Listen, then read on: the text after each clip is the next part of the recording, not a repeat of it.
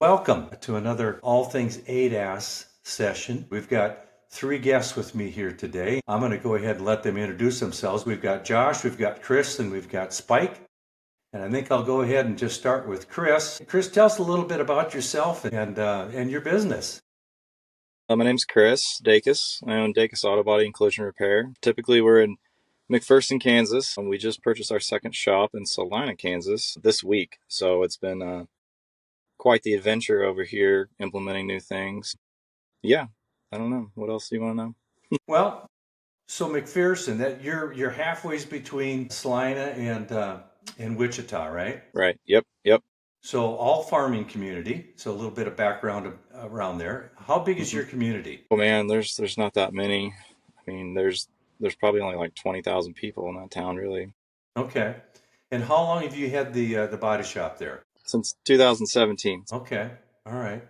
And your background as far as how did you start off in the business? I actually worked for that shop before we bought it. Wanted to buy it, and he wasn't ready to sell. So me and Kenna went and started our own shop, and came back 3 years later and bought it from him. Okay. So Yep. you've been in business for 3 years then? No, we've been in business since 2014, Okay. Okay. I'm sorry I got that but turned we around. purchased that facility in 2017. Okay. Gotcha. And his wife Kenna was just named to the SCRS board last week in Richmond, Virginia. So Yep, kudos. Yeah. she's a rock star for sure. That's good. That's good. So there's a little competition then between husband and wife on that deal. You would think so. She's I don't know how to say it. She's James knows her better. She's a spark plug. She She is. is a She is. I go-getter, and yeah. I've always been the guy that fixes cars, so I kind of do make the shop work right, and she makes the front office work right. So yeah. Well, it takes both. There's no doubt about that. Good, good. And by the way, I've been actually through your town, I think once, maybe twice. I may have stopped to get gas. I'm not sure between Salina and Wichita, but otherwise, I can't say that I've spent too much time there. Yeah. So I'm actually from the Omaha area, but I now currently live in Tampa, so a little ways away. Okay. Yeah. And then we've got Josh. Tell us a little bit about who Josh is. I'll Yeah, give so you an my name, hour. Go ahead, Josh.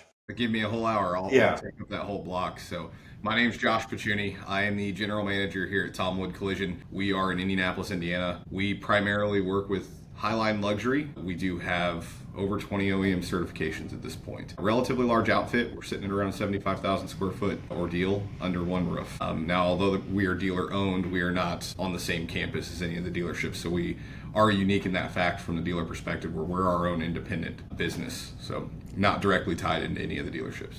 How close is the closest dealership to you? Well, they are in the same parking lot. We're just Okay. not connected and we don't technically share a campus. We don't report financials throughout any of the dealers. So we operate as our own independent collision center. Now, did any of the other stores actually have their own attached body shop then, or are you standalone from them, period?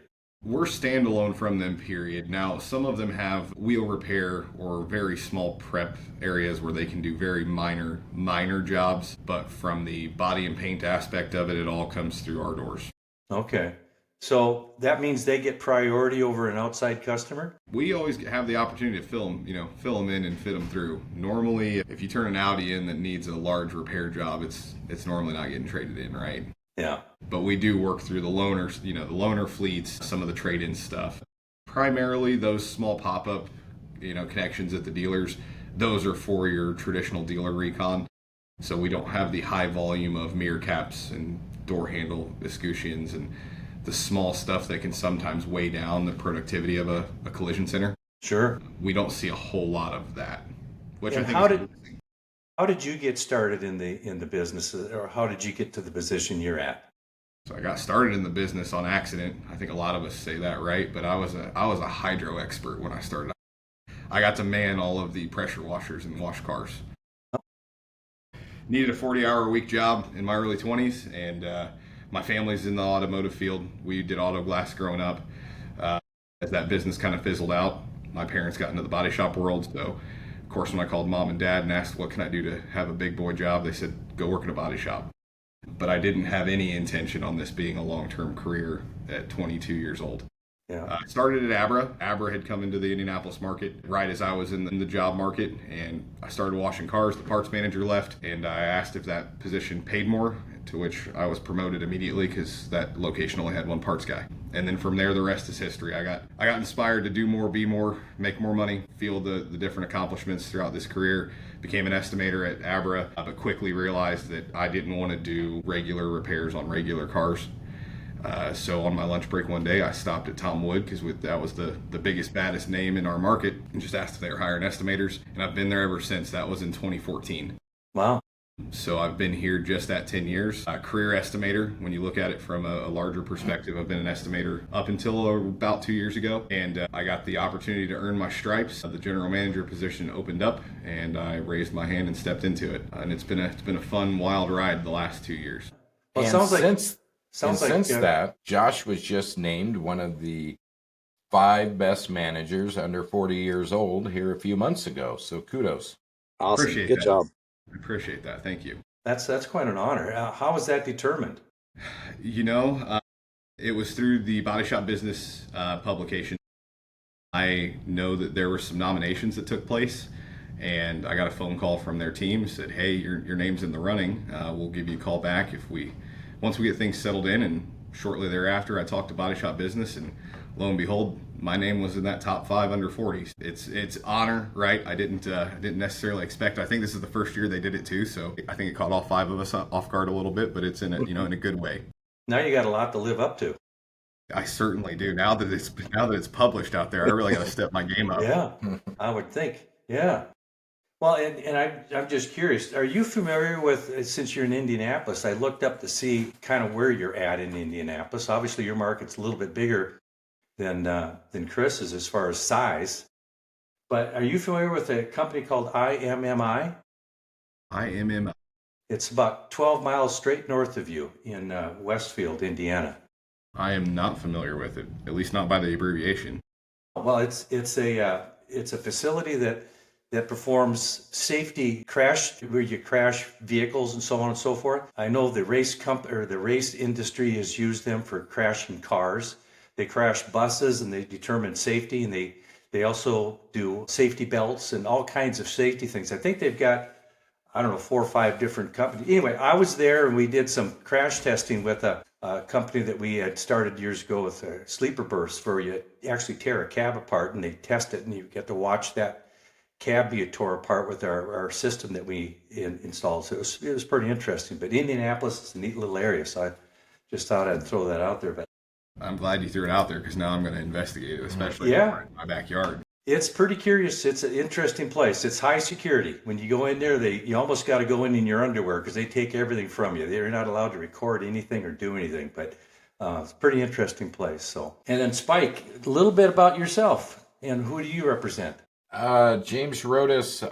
I'm the process, procedure, and training manager for Woodhouse Auto Family, large dealer group, and also for OEM calibration, which utilizes 100% OEM tools, workshop manuals, nothing aftermarket about what we do. So just kind of follow the line with what our dealership believes in is we should work for the customer, and when we do a calibration correctly, we're working for the customer.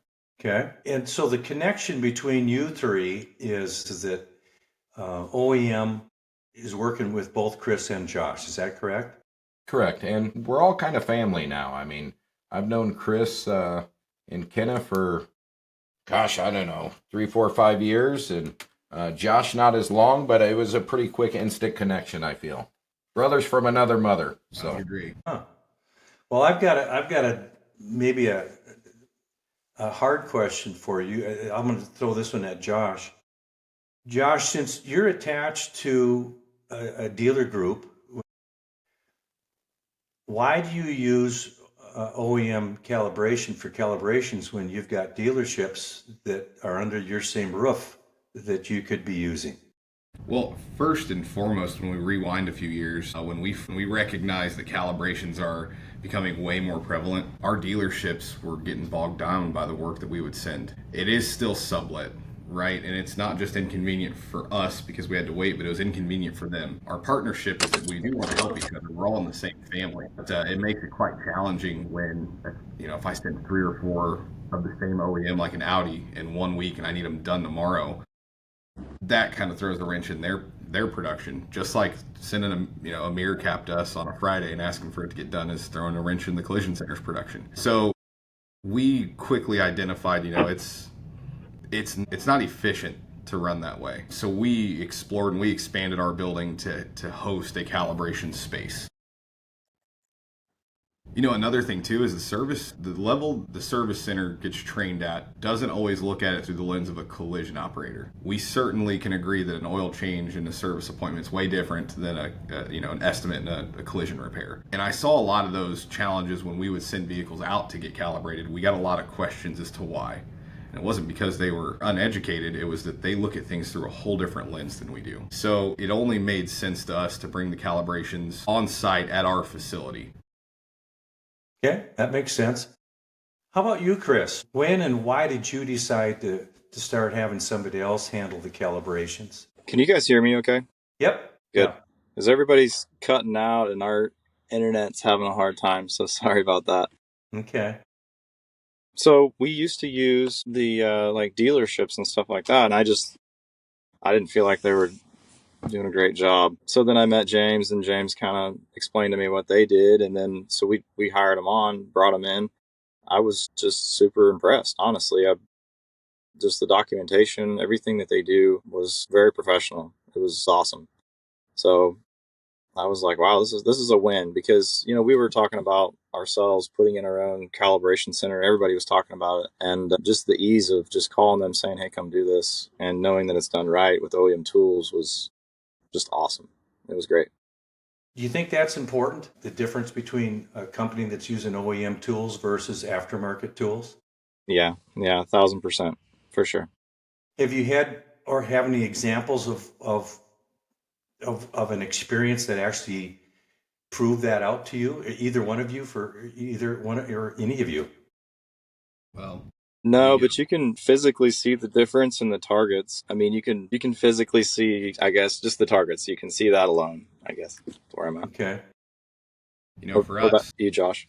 we with all the OEM certifications that we hold, we do try to hold true to what their expectations are for us. And they preach a lot about their equipment and their tooling is different than aftermarket. But I guess for the social proof, some of the mobile glass companies in our area that are now taking on their own calibrations, we get a handful of those from time to time where they've replaced a windshield and they just can't get the car to calibrate. So that customer then comes to us and we recognize, well, they may have used OEM glass, but they're using aftermarket tooling, or they've used, even worse, aftermarket glass and aftermarket tooling. So for me, that was kind of the social proof when we see some of those call in or customers walk in the door and they're like, I already had this work done, but they can't get it across the finish line. They told us to come see you. It's like, well, I have no personal experience with the aftermarket tools except from early on into the calibration space, but we adopted to, as a company mantra, our core values are integrity. We've just always followed that. It's hard with these ADAS systems advancing at the pace that they have and entering our space as quickly as they did. The training's a little bit behind in the exposure. Why would we dabble in something that has the potential to expose us to more liability, really? Speaking of liability, do either one of you, is that an uncomfortable situation as far as having an outside company do the calibrations for liability for you as a company, either one of you? Certainly.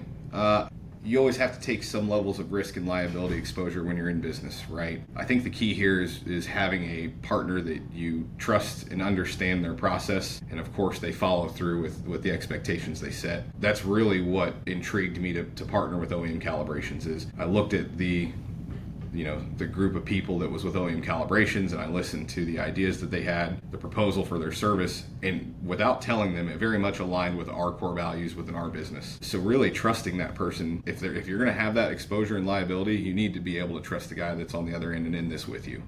Trust but verify. We've done some. Yep. Right? We have. But So was it difficult for either of you guys to be able to put that over to the OEM calibration company as far as their software and the ease of use, or has that been a challenge? I know, Chris, you were talking about in your world right now with the new body shop trying to just get your software set up in the new body shop. That's always a challenge. And then, of course, when you have new systems with people, it's always somewhat of a challenge, at least the learning side of it. Yeah, I'm usually pretty skeptical of things like that. I guess it takes a lot for you to gain my trust, I guess. And I was leery at first, but then, like I said, almost the first time they came by, I was impressed. I was just everything that James told me they would do, they did, um, and they did it right. So I trust them. Thank you, buddy. We try to live by honesty, integrity with a smile. I mean, that's to me what it boils down to. Well, I It was find it it. was, it Go was ahead. not hard to implement them. I find it interesting, from my background. How I look at the industry is no different than if you have a seat stitching that you need to have repaired, whether it's a mechanical shop or a body shop, short of just replacing the whole seat cover, are you going to let any of your technicians go ahead and sew that thing back up and fix the stitching, or are you going to go to an upholstery shop that does that all day long? To me, it's kind of a no-brainer, no different than you go to your general doctor for checkups and so on, and he doesn't decide, I think I'm going to do brain surgery on you next week because I think you got an issue. You're going to want to go to somebody that knows what the heck they're doing, that does it all day long. It's just kind of natural. It's turned into its own entity, so to speak. But I got a Yep. dumb question for everybody. The ADAS systems on these vehicles, even if they're done and it's correct. Tell me, how come you guys are so darn busy in the body shop? So you shouldn't be having accidents, should you? Smart cars, but we can't make the drivers. Dumb people, yeah. Yeah. And look, they are convenience features. They are paired with safety. These aren't required for the cars to go down the road. Right. Additionally, I think we're starting to see that little bit of a paradigm shift. Texting and driving isn't going anywhere, and it hasn't, and it's increased. But now people have this blind faith in their vehicle that has collision avoidance or lane keep assist or adaptive cruise or even autonomy, right?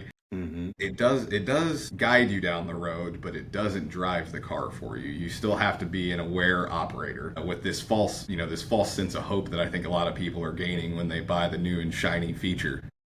They may abuse it a little bit and it gets them into accidents, right? Mm-hmm. Yeah, I And think that texting is probably about the biggest, cause of the accidents that are out there in the first place, period. well, now Short of the culture of people just not seem to care whether there's a stop sign or not, they just go anyway.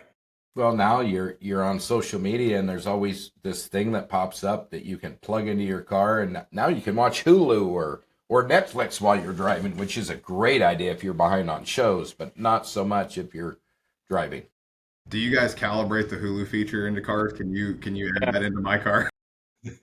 We're trying to get the factory tool, but it's been a struggle. So when it comes to the liability, do you look at that no different than you would an outside glass repair company coming in? I mean, I do. We've built our business model around, we're blessed with enough square footage that we've almost eliminated sublet work. I want to control what we can control and be liable for the things that we do, except when it comes to calibrations, right? This is still something that I think the industry hasn't fully grasped. And you touched on this a moment ago. I would much rather an expert whose focal point is calibrations to be doing those.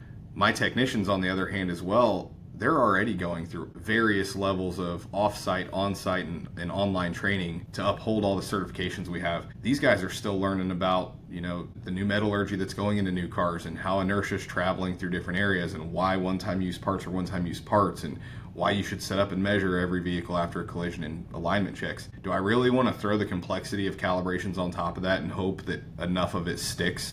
Right. Now, I Right. don't. Well, Go even ahead. if even if you set up one guy and you said, "Hey, this is your job, and you're going to be a professional at it," like that's one guy. With OEM calibrations, you got a whole team. Like, if you got a problem, there's a lot of people that are there to support you with it. Yeah. And How that is how huge, how do right? you justify? And I don't know. I've never been in either one of your shops, but if a calibration is a situation where you've got to have the room to do the targets and the whole setup, do you have room in your shops for that? How do you create room in your shops for that, if that be the case, or do they have to be taken off site to do those? Chris, what's your shop situation for that topic? We can do pretty much all of them in our McPherson location. I think the Salina location is smaller, but we also own towing, so we would tow them to OEM calibrations and have them do it there, I guess. Okay. Okay. And But yeah, I Josh, mean, how about yourself? your shop's got to be kind of set up for it already. Well, and you would think if you were starting from scratch now today, building a new shop, realizing what the world has turned into as far as what your needs are, no different than a paint booth. You have to have room for a paint booth. So you'd really be setting up an area to be able to do the calibrations if you need to. Yep, yep. So tell me what happens with the insurance companies. Is it a simple battle on the calibrations? Or is that still an uphill battle depending on who you're dealing with as far as getting those things completely paid for? So it's peaks and valleys for us. We have 0 DRPs, so I can't speak on the DRP side of things. There are times that we've had next to no trouble. We submit an invoice. Every now and then they push back and ask why, but if you can give them some of that evidence, they normally run with it. But we've also seen moments, and we're kind of in this valley right now, where every single calibration is challenged. And even if they are approved, it's not approved at nearly the cost that we're requesting. I think that there's going to continue to be some shaking and moving in the calibration and scan space. Look, we all know that this has been on the rise and it's been a buzzword for a while, calibrations and scans. It was met with huge resistance, years ago. It smoothed out. Some more suppliers and some more service suppliers came into the market. It's getting more competitive. I think we're starting to see that race to the bottom with a lot of people. And of course, you're going to have insurance partners that support that. Now, this doesn't mean that the insurance companies are the bad guys. Look, they do have a job to fulfill, and indemnifying people at a fair and reasonable rate is what they're here for. We've also, body shop like normal, we're our own worst enemy in a lot of ways. We've had a lot of shops that have taken advantage of this rise in calibrations and rise in scans. And, fortunately, I don't have any direct experience with working at a company like that, but it's no secret that people have thrown those scans and calibrations on tickets and they never do them. So now we're under the microscope. And that of course gives everybody a black eye. Every single time. Yes, not good. So we've also seen, we deal with insurance companies a lot. Some of them we have a decent relationship with, and we've been called before, and it's like, hey, is this a fair amount for this? Well, I don't know if that's a fair amount. I don't know if that's all they did, but if you're only doing X, we would be somewhere around here in our market that we're in. And sometimes it's double to 2.5 times what we would charge. That's part of the race to the bottom, right, Josh? I mean, charge a fair amount. Fair amounts, that's good for everybody. But when prices are very exorbitant, people start to look and pay attention, as they should. Yeah, I mean, we saw this with paintless dent repair in our industry too, right? Mm-hmm. It's relatively similar, even though there's not the same technicalities in electronics to PDR as there is calibration and scans. But I think it's a very similar part in history for collision centers to look back on. Yeah, and on that PDR, you just think about. I mean, I know when we've been hit with hail before, and then you have teams of PDR guys come in. It's a little scary sometimes. A year down the road, what you find after all those PDRs have been done, it's pretty scary. Mm-hmm. I've been very proud, because we do choose good partners at the dealership level when we have that here. Once we knew the ramifications of, taking the cheapest bid. It's no different with calibrations. The cheapest isn't always the best. The most expensive isn't always the best. Go with the person you believe in, and again, trust but verify. We do that internally on our own technicians. We check every ticket when it's done to make sure that it's done to the quality that we wanted. And then we approve it, and that's when the bill goes out. Chris, what do you do when you run into an insurance company that it's bowing its neck and it's that the vehicle needs, whether it's a calibration or a certain repair done to do it right, and they just aren't going to bend? What do you do? Do you say, well, let's take the car somewhere else, or do you tell the customer they better talk to their insurance company because here's what the insurance company is expecting, but I want to give you a job that's done right? Right.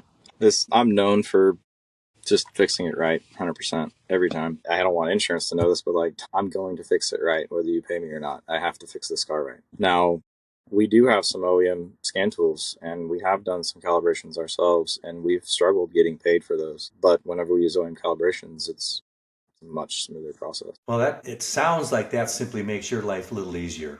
It does. I'm actually, my wife, Kenna, is more in charge of that part, but I make sure it's done. Okay, good. Good. What do you think about, I was just reading on the, well, I was just reading actually in the last couple of days. There's a certain insurance company out there that's dictating pricing and making everybody follow certain pricing levels, which in my mind, that gets a little dangerous for a lot of different reasons. I understand to a certain degree, but it also creates a lot of issues. There just happen to be targeting calibration pricing right now, but they've done that a lot in the past on a lot of other things. And it just seems like you get done with one battle and we start another one, just a different topic, which gets a little old. But that's the world that we chose to be in, right? How do you combat that as a body shop? What do you do? I mean, you guys don't have time, first of all, to be able to do all that. You just want to try to get the job done and have a business and try to do things the right way. And then you got to have it stop and have these battles. What do you do? Well, it starts with educating your customer. And by your customer, I mean the vehicle owner, right? DRP, non-DRP, the insurance is not our customer. We have to work together because we're in the same, they're the payer to our customer. But you got to educate your customer. You have to have staff that are very well spoken. The job description of what I consider a job description of a good estimator now is drastically different than the estimator that I was trained to be. It is much more client relations. It is much more insurance education. And you don't just have to educate your customer, you have to educate these appraisers. Again, this is not the insurance company being the super villain here. The fact of the matter is that their turnover is crazy. And then, some of the things that came on the coattails of COVID, a lot of insurance carriers have gone fully remote or allow a lot more remote reviews. So the guy you send supplement 1 to and you get it back and it's 50%, the guy you send supplement 2 in might be a new hire.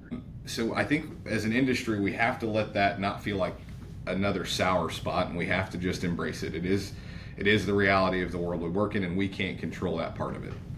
Yeah. Dial your staff in, maybe give them some sales training.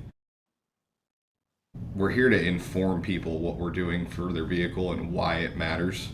Mm-hmm. And then we need to follow up on that. And the other thing too, provide evidence that why you need to do it and that you've done it. Right. I think that's going to be one of the hurdles we experience, is that the level of documentation is getting a little bit overwhelming. And I think it's overwhelming just because it's going so that the need for that is getting higher. Right. So we just haven't experienced it before. But I think that's where we need to adapt, is we need to have guys who can completely understand and see through a repair and talk a customer through it first. Mm-hmm. It makes it a little easier to talk to the insurance side. Yeah, you got to look for the end before you start. Know where you're going rather than just bouncing around like a pinball. Yeah, and on the topic of them price fixing, I don't think formally they've price fixed, but they do have a menu, if you will, that they can pick from. And under that, I'm pretty sure it says that each of these are going to be based on the merits of the claim. Yeah. I think the problem we're hitting right now is that they don't understand that they don't have appraisers who are trained enough. Just like we don't, like I said, I don't want technicians learning about frame structure, rivet bonding, and all that, and then throw calibrations in the mix, because he's not a calibration professional. But they're asking their appraisers who might be in 60 days to do that. So the appraiser who still doesn't understand the difference between R&I and overhaul bumper because they're so new, we're now asking that, here's your menu on calibrations, but I need you to do this based on each claim's own merits. They go with the menu. It's got to be a hard job, because it used to be when we dealt with adjusters, we knew them. They worked for the shop down the street for 20 years and their bodies beat up, so now they became an adjuster. Well, now we got somebody that was on TikTok 2 weeks ago where they delivered, they cut my dog's hair a month ago, and now they're adjusters. And it's just the knowledge from that side. It does not seem like it's there like it used to be in most cases. What do you think, Chris?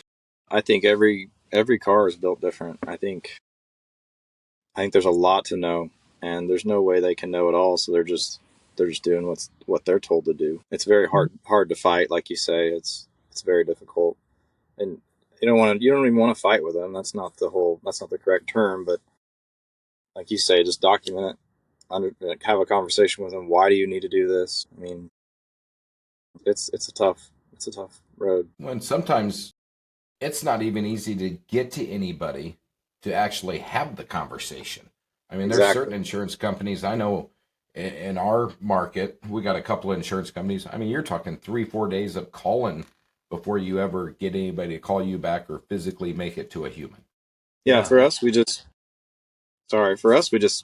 one person's in charge of that, and that way she understands the way to talk to the insurance companies, what she needs document wise, all that stuff is the same, and that's just her job. That's all she does. I had an old boss once that said, and I'm assuming you coming from Indianapolis and you being in Kansas, that football is kind of an important topic in your worlds.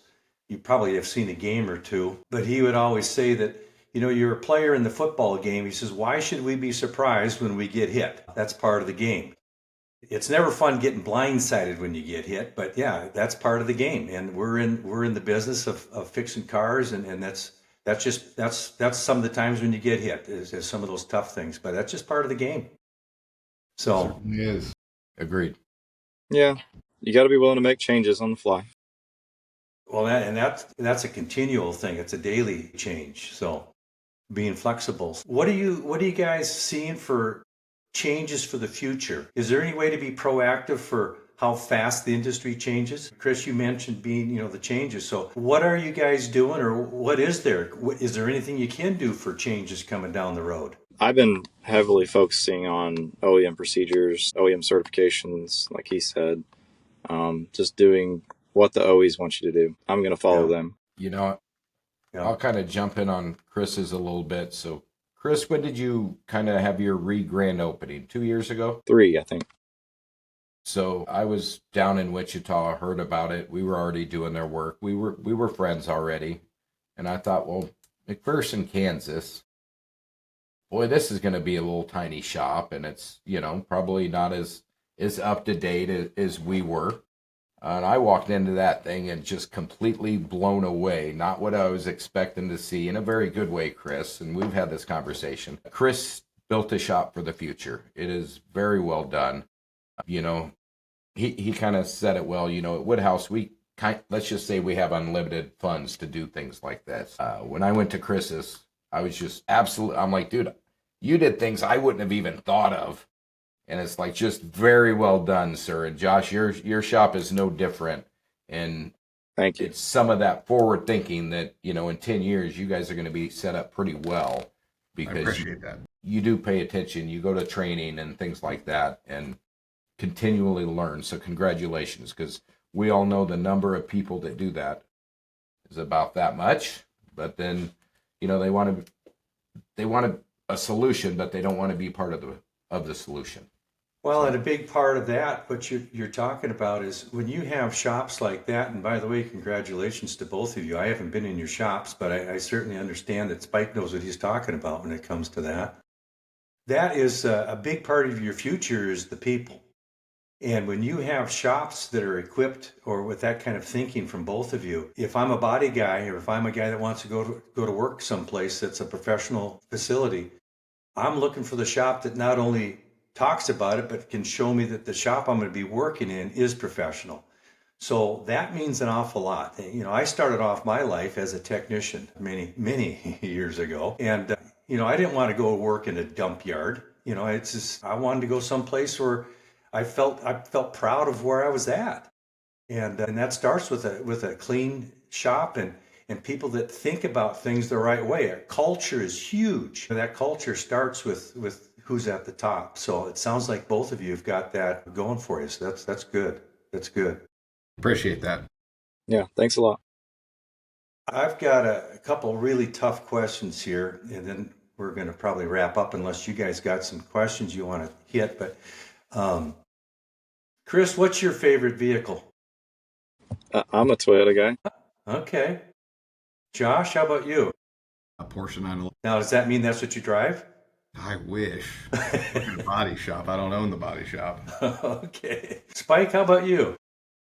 So I have a new one. It would be a Ferrari Monza SP3. And you're driving that around? No, but I've got to see one, and it's pretty cool. All right. So in reverse then, Spike, what's your favorite hobby besides drinking? Hanging out with the grandkids. You know, when we were raising kids, we didn't stop and smell the roses because we were worried about life, and grandkids have kind of brought that full circle. And to see them little girls smile, that means the world to us. Good. Josh? Go-kart racing. Being in Indianapolis, the racing capital of the world, we're surrounded by racing. I was fortunate enough that I got to grow up racing go-karts, and as an adult, now that I've got my own money to spend on my hobbies, I've re-entered that world, and it's just super rewarding. It's something that's a pastime for me, and I look forward to potentially having mentors that or people I can mentor into that, and just invite somebody into our hobby that we're surrounded by. How long does it take you to take that go-kart around the Indy track? You know, it's funny you ask that because I got the opportunity to do that a few years ago. Isn't that And 2.5 miles? it is. Yeah. So it takes a while. You feel like you're going fast at the go-kart track, and then you get on IMS and you're like, man, this is going to take a minute. Yeah, you don't fall asleep Slow. going down the straightaway, do you? Damn near. Damn Wow. near. Wow. Chris, how about you? Hobbies?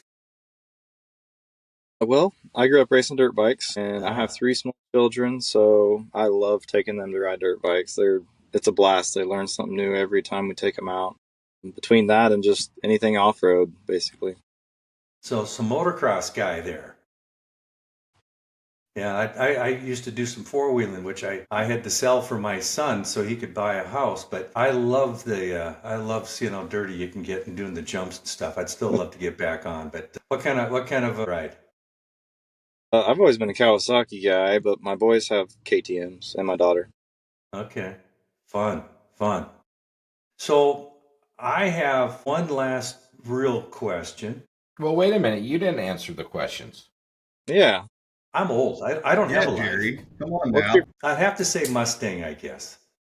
I used to have a Pro Street car, and I owned it, rebuilt it several times. But in the end, I ended up building a full frame, and it was 4-link rear suspension, and it was tunnel ram 2.4s and nitrous, and I had a lot of fun. But I owned it for 30 years, and my wife rode in the car one time to the gas station and back, and that was enough for her.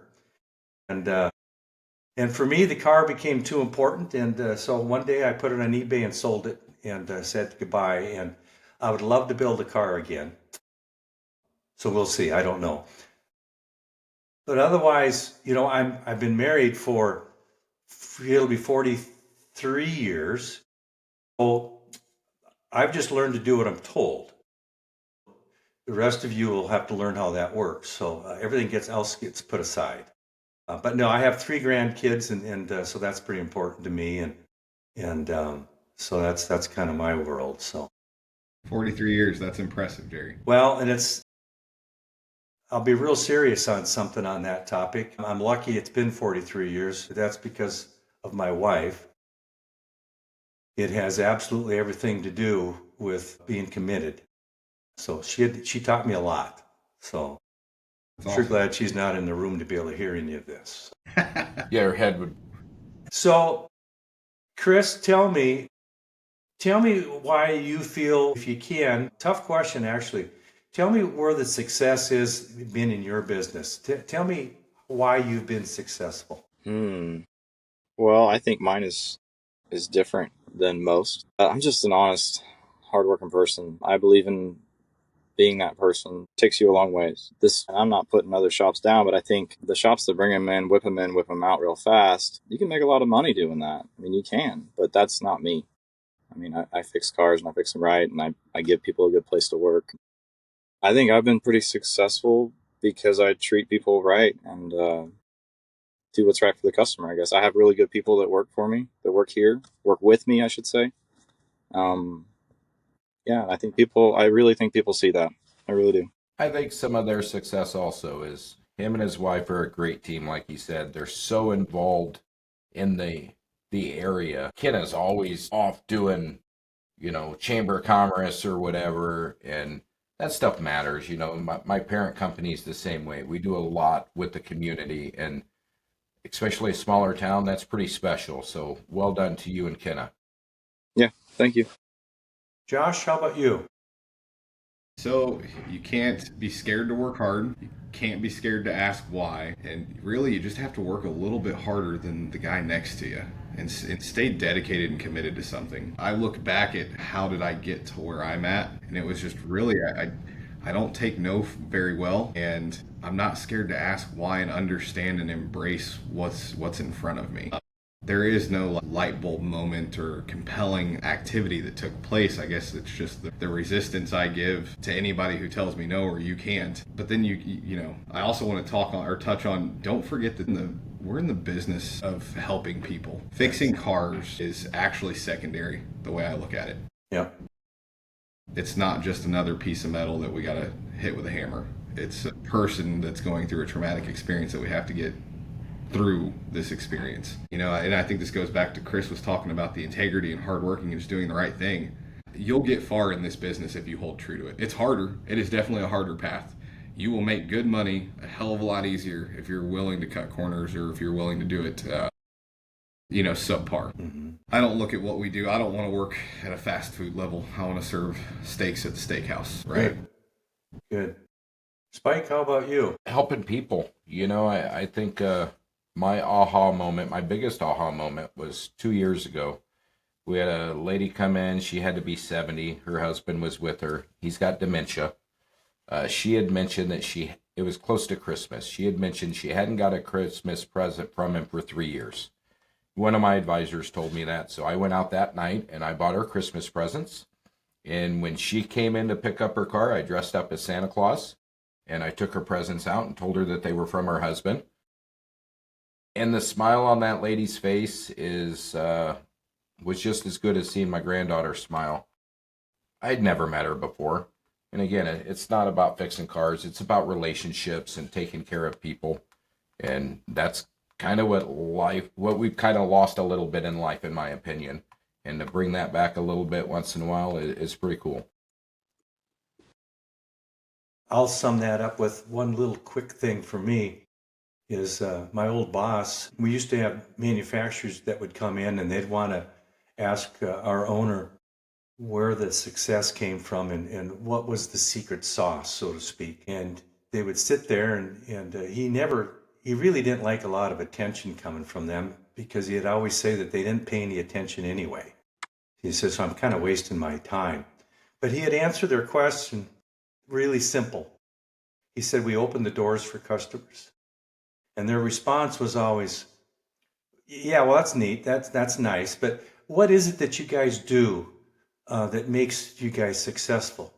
And he'd say again, we open the doors for customers. And they just didn't get it. And it's about the little things and it's about taking care of customers down to the simplicity of caring enough for all your people to think the same way. And that is to just take care of the customer, however that looks when the opportunity is there. And it's just that simple. So, hey, I really appreciate all of your time today. I know you guys are all busy. Unless there's something anybody wants to add, I don't think I have any other questions for anybody right now. But again, we'll be putting your contact information at the bottom of the screens. And if anybody's got questions or comments or anybody wants to be able to get back in touch with you guys on your business or any questions at all, feel free to go ahead and contact them.